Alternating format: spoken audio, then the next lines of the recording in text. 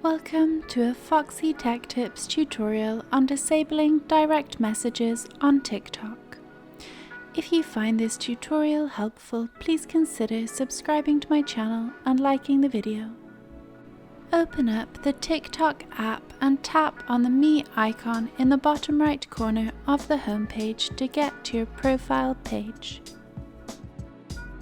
Now tap the three dots button in the top right corner to get to Settings.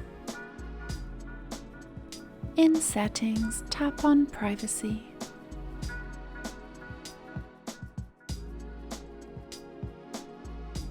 Scroll down the privacy settings until you see who can send you direct messages and tap on it.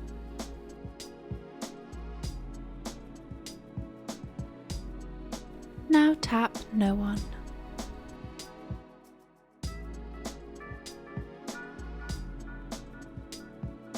Direct messages have now been disabled on TikTok.